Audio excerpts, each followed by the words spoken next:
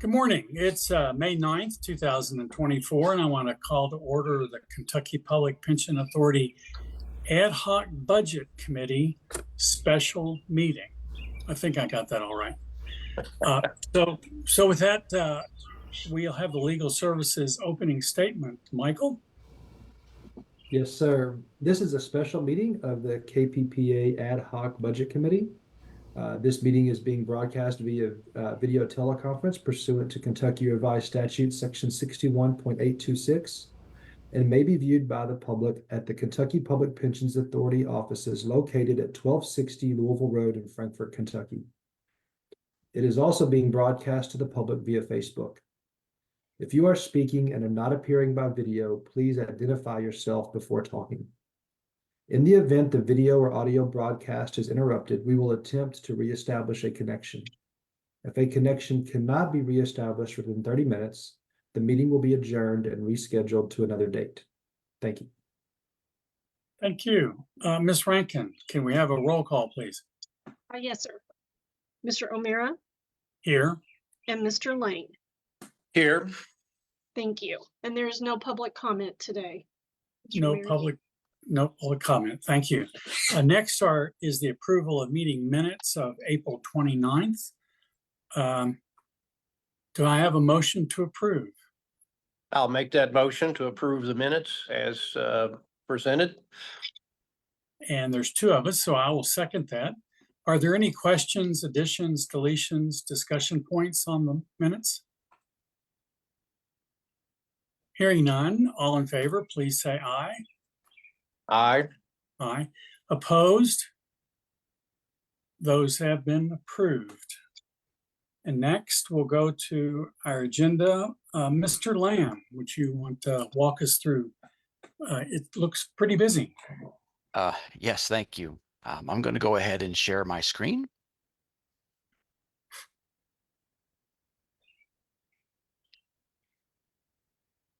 If you want to let me know that you can see a spreadsheet, that would be great. We can. Yes, we can. Okay, so this is the final 2025 hybrid percentage that we're going to use starting July 1. Last meeting, we went through this in detail. I did go back and double check all of the calculations and formulas. And I also sent out the spreadsheet for anyone to review. That detailed spreadsheet was this thing, which is probably pretty difficult to read. But here are the percentages for the C plan, 64.16 and 35.84 for the K plan that we're going to use in fiscal year 25. This chart just breaks that down among the individual plans within C and within K. So the plan for this going forward is I will present this chart in a memo to the CERS board meeting on June 10th and the KRS board on June 18th to get them to approve their internal calculations. And then the KPPA board meeting on June 27th to approve the overall 64.16 and 35.84. And then starting July 1, we will use these percentages as we pay admin expenses out of the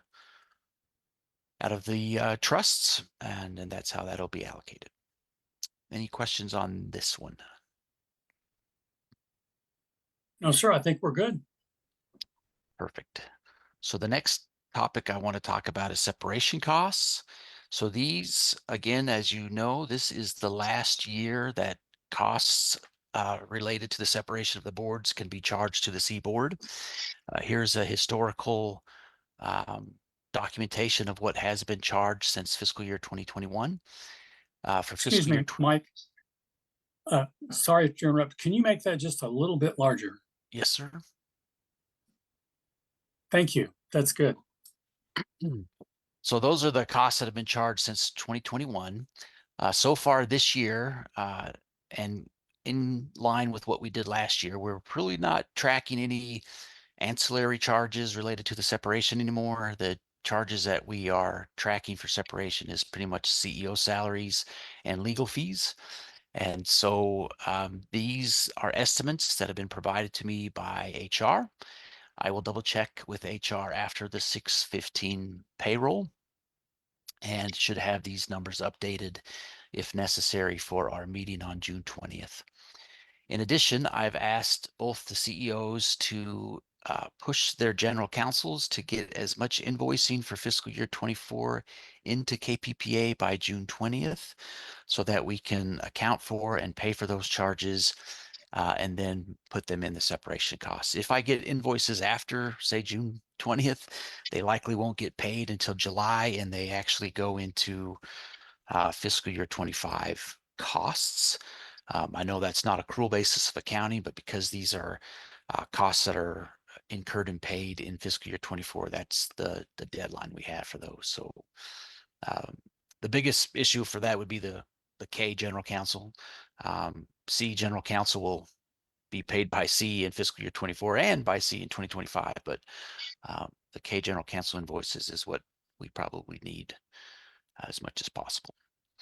Any questions about that, Mr. Owens or Mr. Chilton? No, thanks, Mike. Oh, that's good. Perfect. All right, so then to the bulk of the meeting today is we're going to talk about admin costs. And I want to spend a lot of time on this salary number. We touched base on it a little bit yesterday. I've met with Rebecca, I've met with HR, I've refined a few things. This 21.4 million is flexible. That's the number I have right now, and I'll show you how I got to that. We'll talk about it a lot. All of these other orange numbers I've recalculated or I'm comfortable with, but we'll talk about them as well. And I want to spend some time on the legal numbers. There's a significant increase in one line item, actually in two line items. We'll talk about that in a moment. And then when we get down to the bottom, this is our budget that's been approved through KBUD, 48,981,500. With all of those numbers that I have in there that are subject to change, that has reduced this reserve down to $21,000. So let's talk about that through the payroll number specifically in a moment. So this can change a lot based on our salary adjustment number. So how we got to this 21.4 million budgeted number, it's much higher than what we budgeted last year at 17.9. It looks like we're going to come in about 18.1 for salary. So just, a little bit over budget. But let's get into the detail of this number because right now it's kind of high and I'll tell you why. So this spreadsheet I'll make bigger is actually complicated for me too. So at some point I hope to make it less complicated, but we'll see. All right. So essentially what I've done is I've taken all of the current salaries that people are getting paid by these personnel categories over here. And this is the number of current positions within our cap. So we have 270 full-time positions in our cap plus 20 interims. That includes the 9-month part-time people as well as interns. And then we have 3 part-time positions in our cap. So I have to reconcile the 293.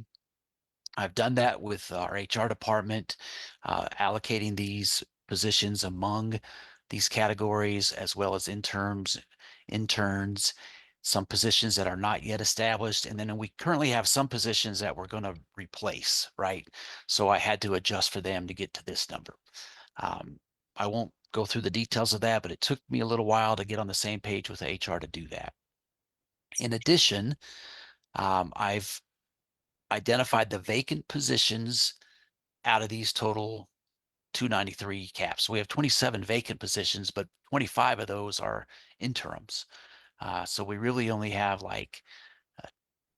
at the end of the day, we really only have 12 full-time positions, and that was as of a couple weeks ago. Yesterday, we met with HR, and we have a couple hires coming on, and really our headcount full-time cap is in the 260s now. We're really pushing up against our 270 cap for full-time. And so we're going to talk about that in a minute and why that's important. So here's the current salaries of all of these full-time and part-time positions without the vacants, right? So as of right now, I'm paying $19.3 million in salaries to the positions that are full. I've also provided an estimate of the vacant salaries. So, there's one executive position that's open. There's the estimated salary. There's 2 legal adequacy positions that are open. Here's the estimated salaries for those positions.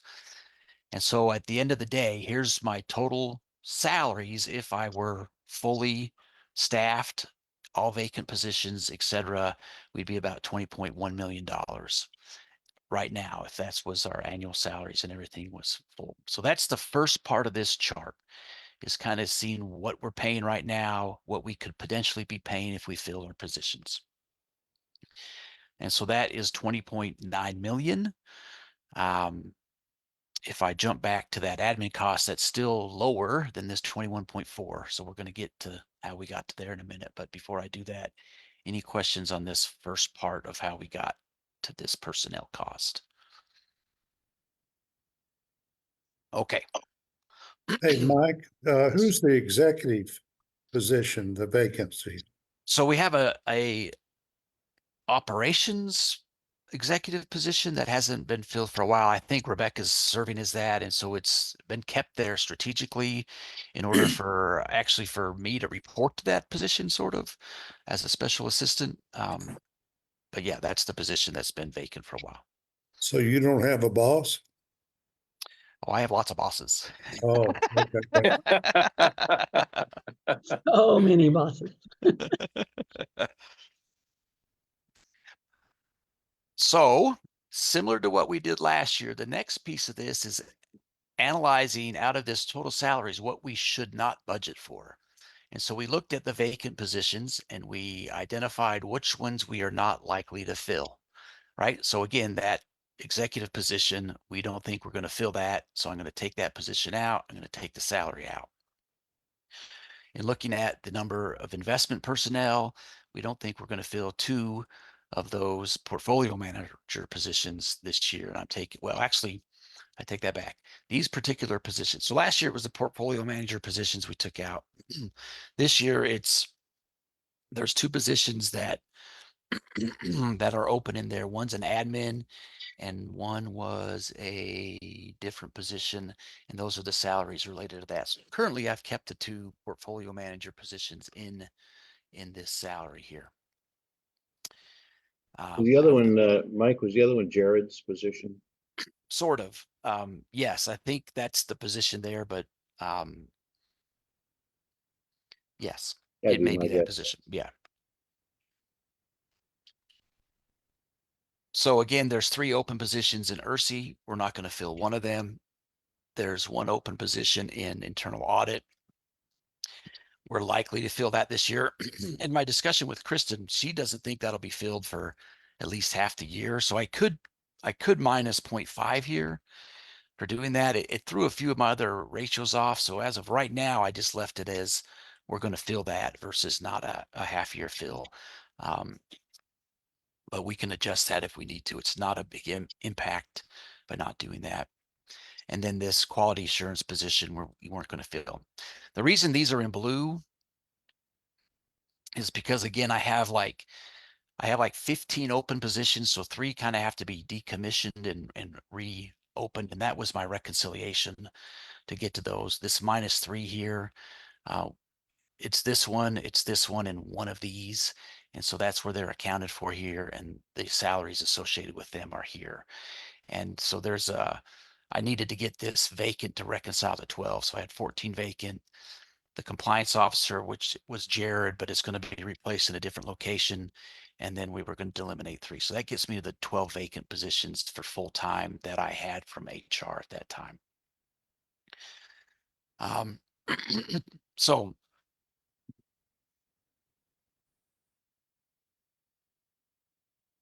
excuse me. So I take this 20 million, I remove these 20 positions. 5 really are, the full-time positions that we're not going to fill.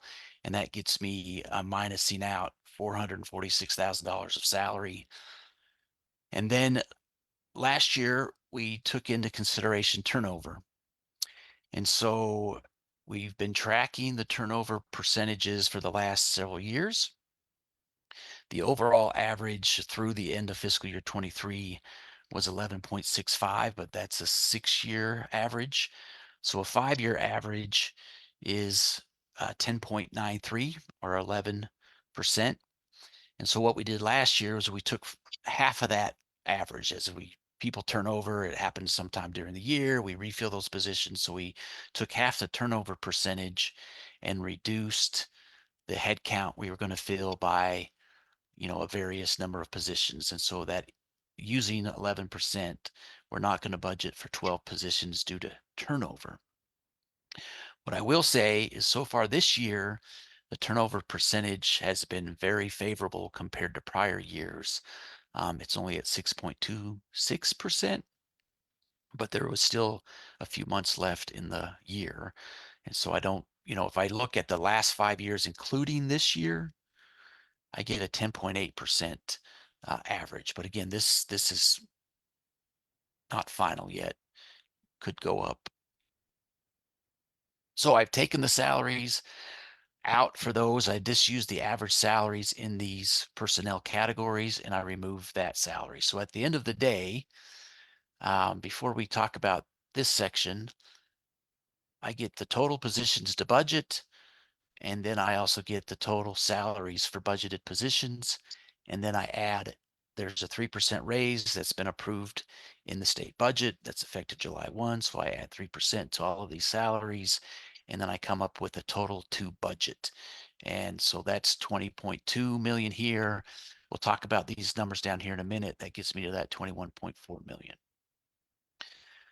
So this spreadsheet allows me to do a lot of things, right? If I wanted to, say we're going to hire all of these positions and investments, that number will change as it needs to, and it will flow right through to my admin budget. So I can manipulate these salaries however I want to, however the budget work group wants to, and then we can make adjustments as needed, seeing what that does to the overall admin budget. But this is the biggest piece of the admin budget, accounting for like 80% of the costs, so or 60 something odd percent of the costs. And these drive all these other calculations for the most part, right? All your salaries are going to have FICA for the most part. All of your salaries are going to have a retirement proportion that needs to get paid. And so all of these are calculated on, as this number changes, this number will change, this number will change. And I think maybe this number will change a little bit too. So this is a very important number for us to spend time on. Mike, Oh, could we pause here? Yes, go to this section.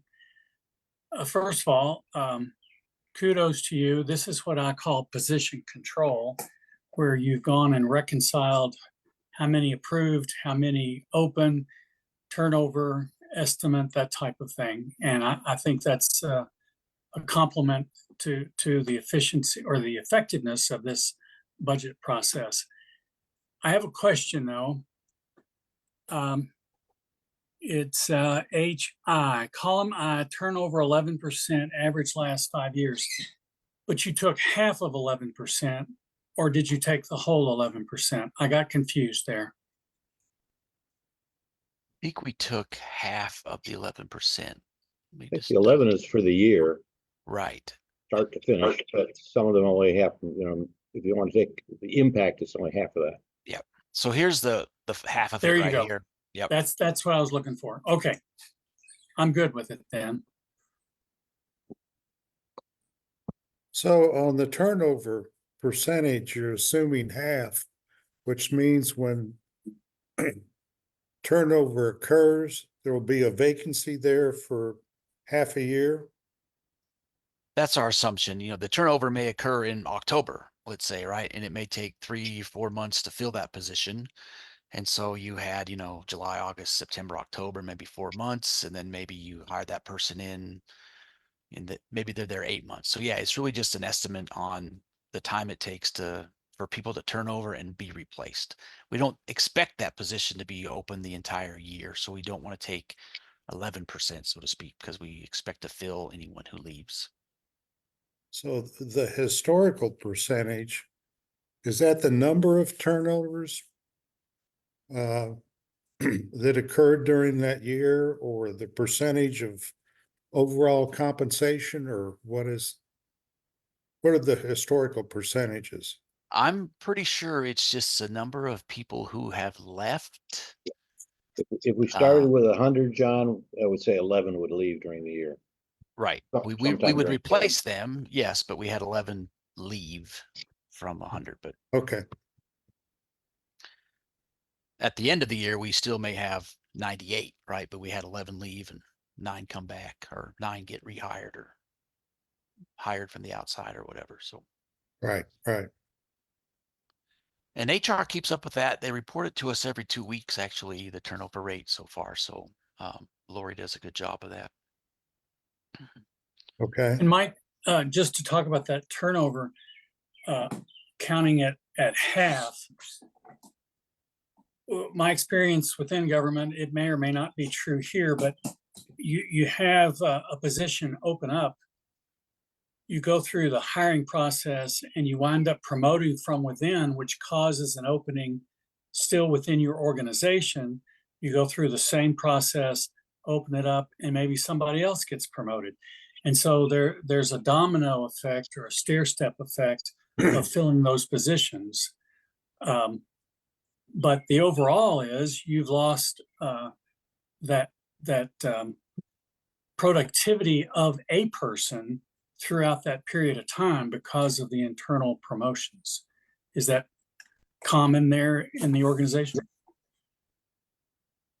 From my experience, I think we've seen some promote from within. I would maybe lean toward Rebecca to give me longer historical context. I absolutely believe that that is common, Bill. Mhm. I think what we were experiencing, especially with, if you look at the historical numbers much higher, one of our big issues was retirement system counselors. We were hiring them in and they weren't staying through the class. And so that doesn't follow that pattern. But I believe the actions that we have taken this year that the board approved has addressed a lot of that, which I'm hopeful is why that number is going down. Between that and regular raises that the legislature has chosen to assign, I'm hoping that we'll continue to see that. I mean, we will see, but that's hopeful. But I agree that in general, we try to hire from within, and then there's a trickle down effect of where that goes.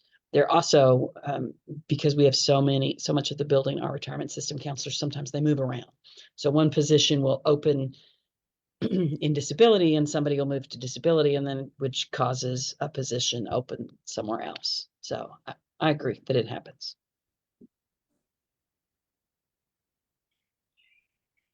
And Bill, we could play with that number. Like if I wanted to leave the 11% in here, if you watch this number here, it goes from minus 788 to minus 1.9, which would then lower our budget overall down to 21.43. And I'm not advocating that. I was Right. just trying to kind of address John. The turnover number is based on bodies, not months of open position. And so we do assumptions because it isn't that it isn't that tracked to that level of detail. Mike, when And- you go from, I'm sorry. Well, and I like what I'm hearing about your counselors, and I hope that continues, which would greatly suppress the amount of turnover in the organization. So I think it's a great trend to watch. I hope it continues. I was just curious, Mike, why, when you go from 5.5 to 11, why does the 788 not just double? It's taken the average salaries of the positions not being filled. So right now we're not going to fill 12, but if I change it to 11, we're not going to fill 28. So because I'm taking that percentage times the number of people in this category, right? So even 11% in communications doesn't have an impact, but it increases, maybe the investment group by a different number. well, maybe I looked at the wrong column there. Yeah, communication still doesn't get affected, but accounting, that says I'm going to reduce 2 people in accounting versus if I had 5.5, it's just 1 person. So it should be close to double, but there's all of the calculations going on in the individual categories. Okay, so the reason this number is so high right now, if I take out this $1 million number for just a second, it's 20.3. Rolling that through to the admin costs of 20.3, that would give me $1.6 million in my unspent budget or the reserve line item. The past couple days, we've been talking about the additional headcount that we requested in the K budget process, and it was not granted. But we think as a management group, it's time that we take our requests to the budget office and say, hey, our board approved an additional 9 people in fiscal year 25 and an additional 5 people in fiscal year 26, which is a total of 14 people. That did not happen in the KBUD process, but from our understanding, the budget director and that office has the ability to grant us an increase in headcount as well as the money associated with that. Now, whether that happens or not is still yet to be determined, but because we're getting close to hitting our head count, if we hire 5 more people and no one leave, we're going to hit our head count. And so Rebecca and I and HR and Mr. Eager, we talked about what to do, and we felt it would be appropriate to go to the budget office and start pursuing that additional headcount. The reason I put this money in here is we have the money to do it, right? Whether they grant us extra money or not, we have the money barely to ask for additional headcount. And maybe we don't ask for the full 9. Maybe we say we wanted 9, but we really need 5, and here's what it's going to cost, and just see how that goes about. But we wanted to run that by this group first before we made a formal request to the budget office to begin investigating how to do that. So that's what I wanted to. So that number's in here. That's assuming we get 9 positions. This was the salaries that I used in the KBUD. I've also increased that by the 3% raise that would happen. So it would actually be about 1.2 million. But that's why that number's high right now, and wanted to show you that visually, and then discuss your thoughts on allowing us to go do that, cautioning us about doing that, etc. Where are these additional positions? So actually, 2 of them have been filled already. We just replaced. So the hearing officers that are going to start working for legal are coming on board. They were part of that 9 in the KBUD, but instead of getting 2 hearing officers, we just took those positions from some of the vacant ones already. The other ones, I'd have to go look at my KBUD schedule, but there were, we put some positions in there based on maybe what we get from the strategic plan. We also wanted to increase the number of retirement counselors to help us with that turnover, right? So if we get a few more retirement counselors in place, as they turn over, we still have a higher number there because we know that that's a high turnover area. So some of those are retirement counselors. I think one of them was an ERSI auditor to help with the statutory requirements of auditing some of the employer reports. So that hasn't been established yet, but that was in that number 9 number also. Okay. Mike, I'm in complete agreement with you guys seeking the additional 9-person headcount. To the point that you just made about some of those positions being tied to the work that has been done and is being done around the strategic planning process, when positions that currently don't exist are revealed to be important through that strategic planning process, you want to be able to act upon that. So I think you're moving forward to seek those additional positions is exactly where we should be. I think the other side of that, as far as the link to strategic planning, is if, for example, the IT assessment comes up and we decide we're going to do Project X, there is no reserve money to go to the board and say, we would like to do Project X. Project X is going to cost this. That we would have to go back to there's just no wiggle room. There's no reserve to add a project with that. So we've done a little bit within the IT budget for that, but it wouldn't do very much with strategic planning. So going on and asking for these and getting the general fund money. The other thing I would say about Not general fund money. I'm sorry. It's No. not general fund money. Yeah, exactly. That's exactly what I wanted to say, was that the Office of State Budget has the authority through the budget bill to identify restricted funds. So they cannot allocate general fund money without the legislature. They can approve us using restricted funds. All of ours is trust money. So that's why this works as opposed to general fund money. It's these increases in the counselors' compensation salaries, some of them pretty significant, but not only is it going to cut down on turnover, it's going to be easier to recruit. Rebecca mentioned that we have people come in and start through the training and they go timeout. It's a lot more difficult than I thought it was, and I'm not being paid enough to do it. So it'll put some additional money in their pocket to attract them. Rebecca, could you give an example? I mean, there's some of those people got a really nice bump.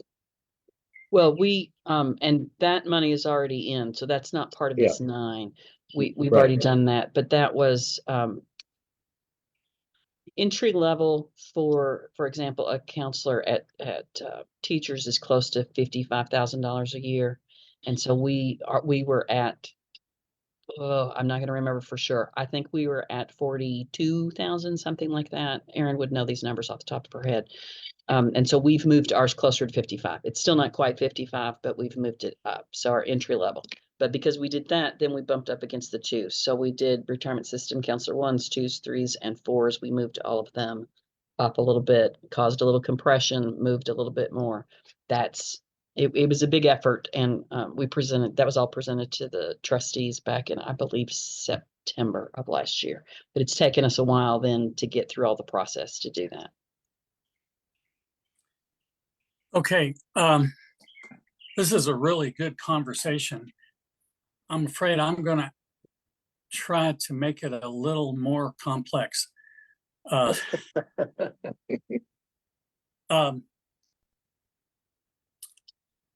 of this is good planning.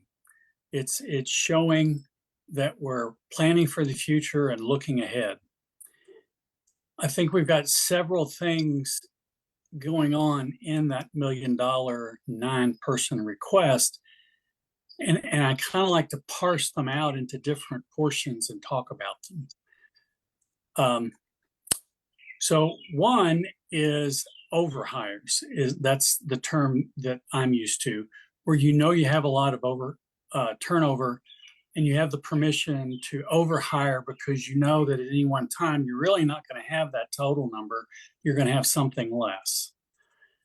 So I would scrape the dollar amounts in that $1 million that are for overhires and identify that, because these conversations that we had in September when we approved the approach of overhires and the high turnover may have been drastically reduced with these new salary amounts, and is reflected in that 6-point-something turnover that we've experienced this year. So we may or may not need to do those overhires, and that's something management needs to have the opportunity to either go for it or pull back. It's something that was a great idea in September of 23, but in September of 24, maybe we do want to do it, maybe we don't want to do it. So that's my little spiel on the overhire part. The new positions, I would take those dollars as a second bucket and bring them out of salaries down to the bottom and say requested new positions, because we don't know whether we've got the authority to go and do that yet. And when it's approved, we can move it up to the salary line.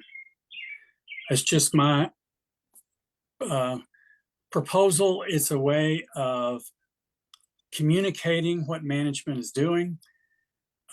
It's part of the budget, but it's identified and not, it's in there like the mystery salary that everybody gets lost as to what is in there and what isn't. There you go. I'm done. No, so I think I can visualize that. There's a couple ways we could do that, Bill. Moving it out, let me get to that in a minute, but like these 9 positions, I can definitely spread them. If it's over hire in, retiree healthcare, I could put 2 here, put 7 here, and, reduce this salary by whatever that. I could spread these 9 wherever they need to go. Maybe we need 1 in ERC, maybe there's an additional position that audit needs or whatever. I could get this 9 spread among here with the salaries that are needed. And again, knowing that they're not yet approved, there's costs associated with that 1 million. There's FICA and there's retirement. I could then, once I come up, I think Rebecca and I and HR could spread these where they need to be and come up with a gross number that, let's just assume that this, we take all of this out of the admin budget and I have, 1.6 million here. I could put a line here, positions yet to be approved. Requested to personnel cabinet. Right. And then this, I could put part of this reserve number in there. Like I could, maybe it's 1.2 million out of that 1.6 that is pending, but we still have 1.6 of wiggle room in the overall budget and not have it up here in these line items. I could do that if that's what we want to do that way. Or we could also say, hey, we're not going to get all these approved. Maybe we account for 5 of them, or whatever. I don't know, however we want to do it. It's definitely flexible. Well, my reaction to this is, I guess I'm not an accountant, so the numbers don't, I come at a different direction. Clearly, staff has been doing a pretty good job of playing this as a art, not a science. And I don't hear you saying we're going to turn this into a science, and that's good, because we'll just miss. And I think the knowledge base of staff has been pretty good in keeping us centered, if you will, on the budget.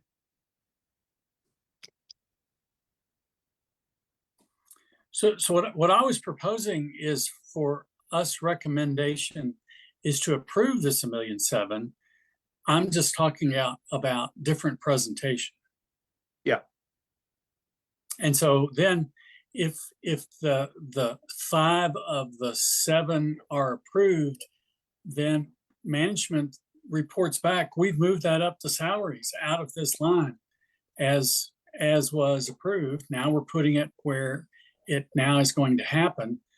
And then the 2 of the overhire, we've used 1, we moved it up there. The other one is still here in reserve. We haven't pulled the trigger on it yet. I'm making up those numbers. I don't know if they're correct, but.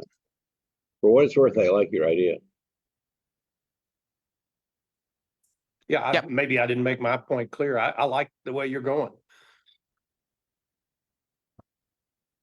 If I could, and Bill, you said it earlier, you were making this a little more complicated. And so the position that I'm taking is that I love the way that it's presented now. And the reason being is because we are dealing with restricted funds. And we will not have, to Rebecca's earlier point, much reserve left if in fact this $1 million is utilized the way we would like to utilize it. And I think it's important that people see, one, how important a decision they're making on behalf of our membership to make the determination to give us the opportunity to move forward here. So I don't think it distorts it at all. I think it just shows that it is razor thin, the margin that we're dealing with. And to the extent that the management made the determination to expend resource, time, and energy on a strategic plan, we really need to have the opportunity to be able to implement those things that that process said we should implement.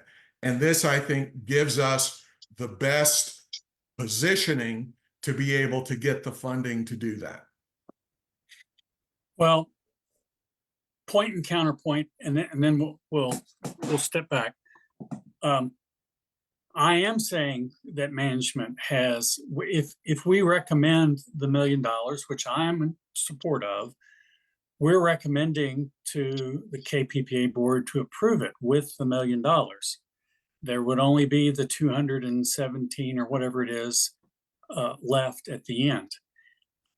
If you're uncomfortable putting it at the end of the budget, and we're only talking about presentation, not approval, you put it at the end of the personnel section so that it's still in the right section, but with two separate lines. I just think it's good transparency when we start saying, well, we did this, but we didn't do that. It's all in there. And so that's why we have and so we're predicting we'll be over in personnel or we'll be under in personnel. I think by putting it there, showing you what it is and what still needs to happen. And then when it does happen, you're saying, oh yeah, remember this used to be 750. We moved the 250 up because it's been approved. Now there's 500 there. So anyway. Bill, I think that's a great compromise to put it in the personnel category, but to separate it if you feel the need to do that, but that it would be line itemed as personnel. Yeah, Mike, I could do that. Is all this too unnecessary? No, I think I could put it in that personnel items. The only issue I would have is when we approve the budget, like those line items are kind of set, but I think, but if we put it in a line item in personnel saying not yet approved positions, we're budgeting for them, then yes, then it would make it trackable and presentable on a quarterly basis as we go forward as well. So yes, I think would be okay.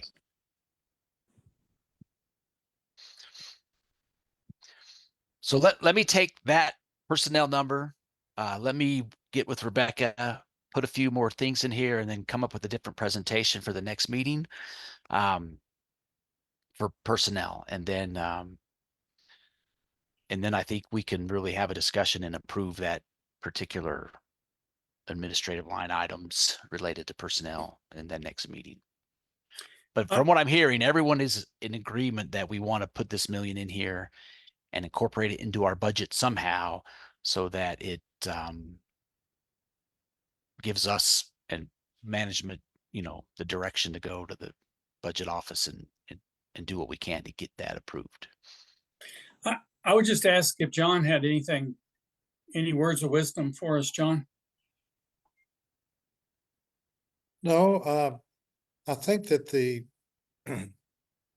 propensity to approve increases on restricted funds, they're very easily approved. It's been my experience. And Good. Yeah, I would expect them to approve that. So if they approve the positions and dollars associated with it, this number will go up. This is our KBUD approved amount, but let's assume they approve the 9 positions plus $1 million.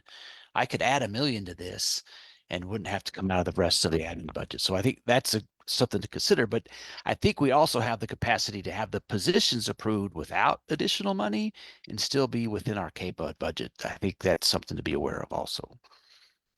Yeah, I think they can approve the expenditure of the the restricted funds, but I'm not so sure that they can approve the increase in the cap. And that's why this analysis is so valuable, because you've done dollars, but you've always and you've now reconciled all your position control. Which, with John's point, yeah, you can have the dollars, but once you hit your position cap, you can't hire anybody, no matter who it is or how much you pay for it.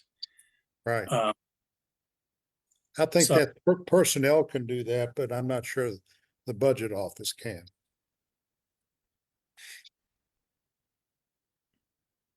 Well, we will begin to figure out how that works.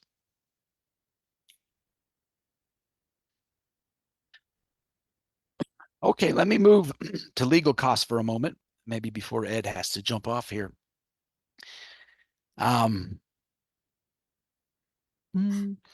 So this was last year's budget, 1.2 million, broken down by these firms. The hearing officers, I've estimated, will hit their contract amounts of 90,000 each before the end of the year, which will put them about 100,000 over budget, right?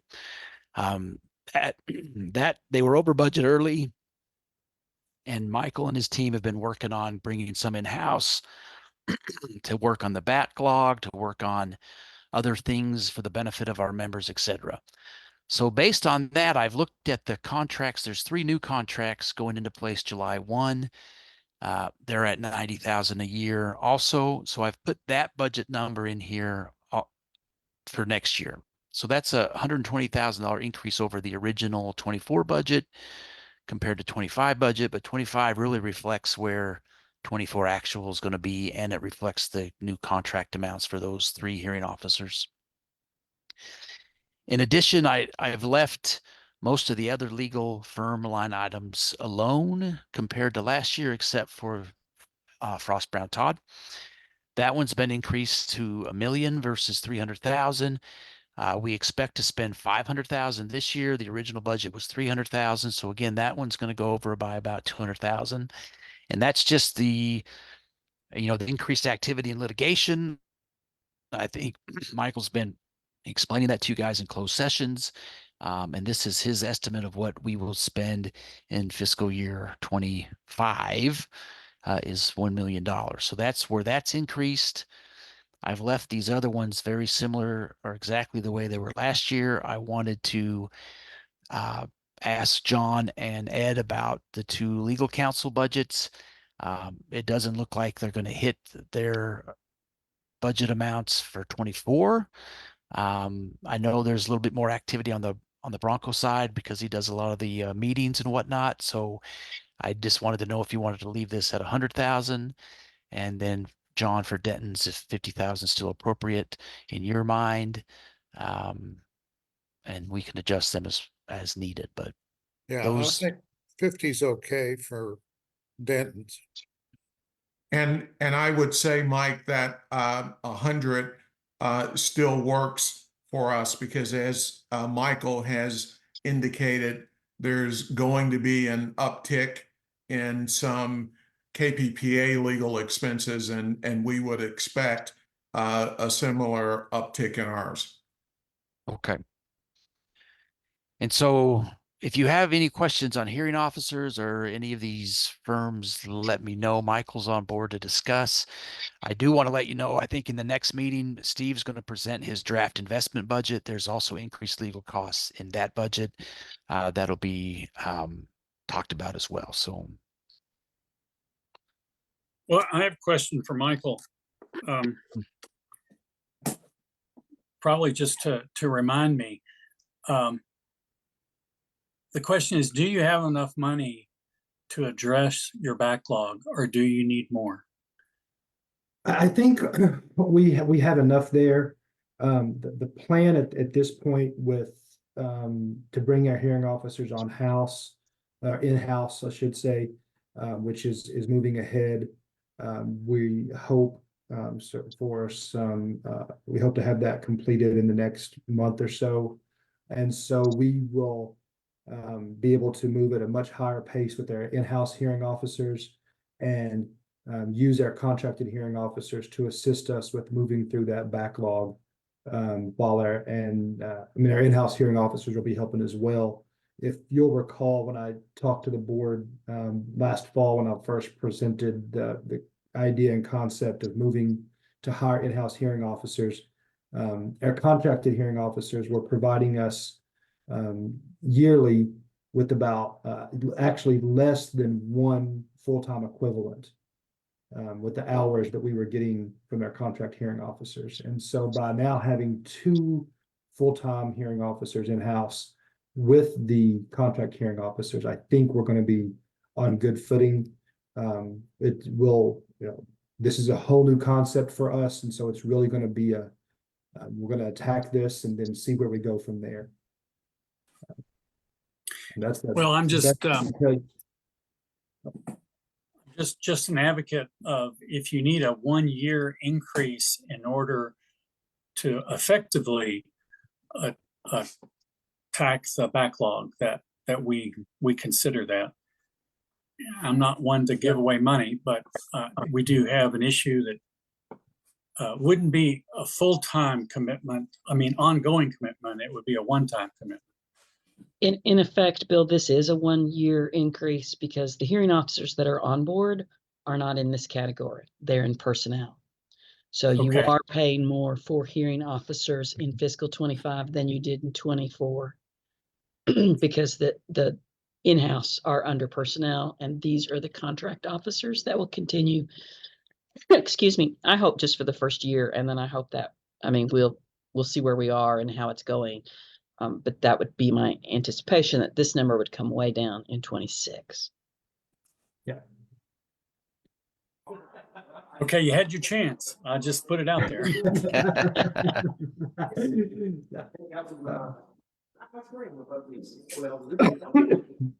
Any other questions on these legal costs? If not, I'm going to move this $2 million forward to the admin budget. Oh, boy. So I thought that's not soon. Awesome. The other item I had on the agenda was IT. So I've gotten the detail from IT.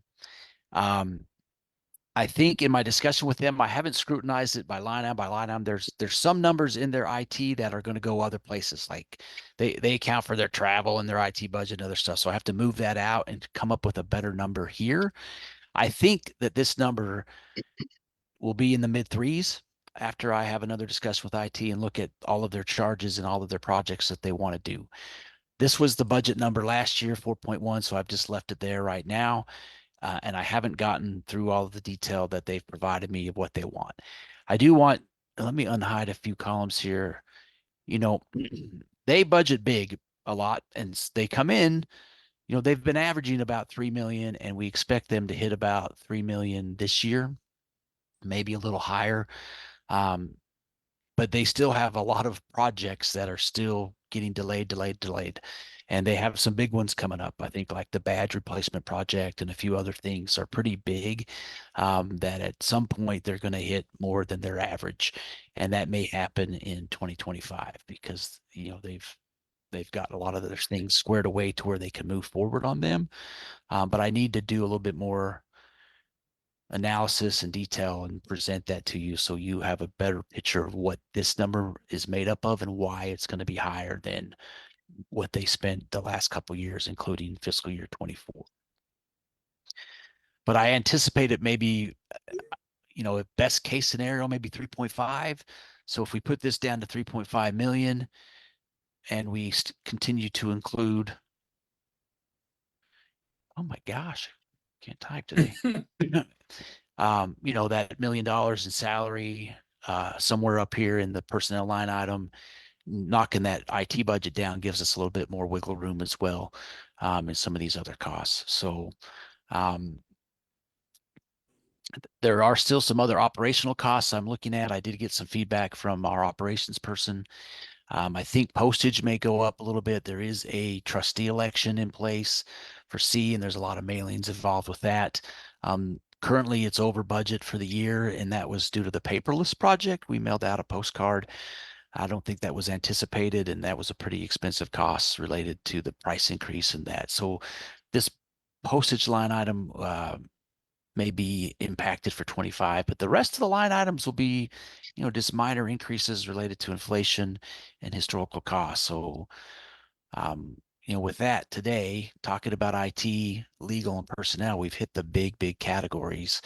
And I anticipate next time we meet, having a really good admin budget for you guys to recommend going forward or to sharpen the pencil a little bit after that next meeting. But And Mike, I think you've got something in orange there. So we have anticipated having rent in Louisville. Is that in the next budget? so, I haven't changed that one yet. It's still yellow. So the rent for PPW, I'm leaving the same. The Louisville one, I haven't actually had that discussion with Rebecca on where that will be, but there will likely be some costs related to a Louisville office once we find one. Okay. I think it'll probably be higher than that, though. Yeah, I agree. We're expecting maybe 80,000. Yeah. But it will fall into 221. Is 221 the investment budget? No, I'm sorry. It's right there above it's the one that's currently $56,000. That's what we had paid You're for talking about the whole account year. number. Yes. Yeah. Yeah, I'm sorry, the account Okay. number. Mr. Lane, you're muted.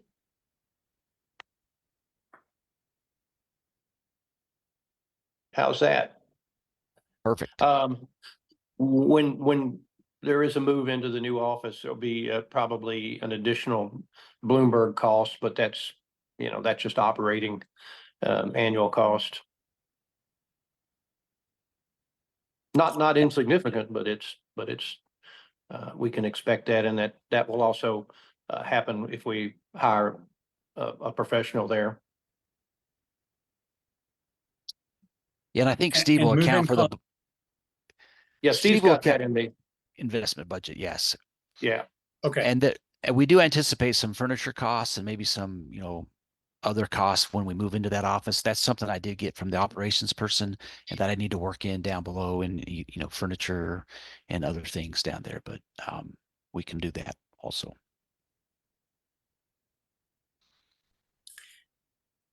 Well, I really like this work and this conversation. I think it's very productive. We kind of get into the granular there with the personnel, but that's the largest expense. So that's where we should be. So I appreciate all this. I think it looks good.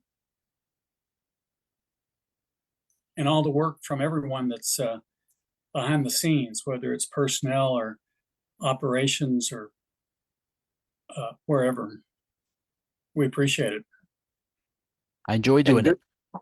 And you continue to do great work with the spreadsheets. I can even follow them. So I go back to this is a slightly old history, but my first spreadsheet experiences were Lotus 1, 2, 3. Yes. Yeah. And I don't think my experience there is useful anymore.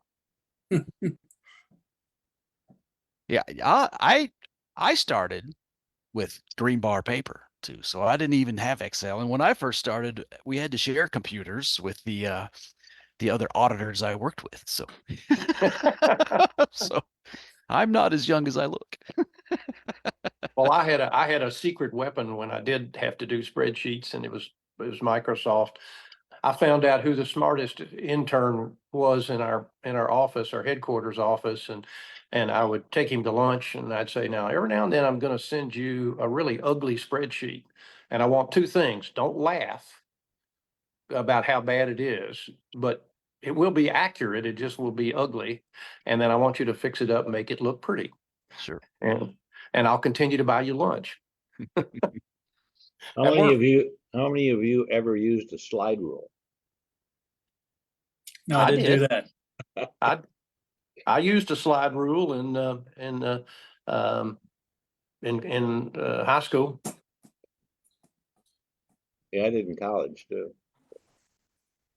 Hey, the Wasn't next very- thing on our list is the next meeting. If you don't mind me securing that yep. date so I can plan for it.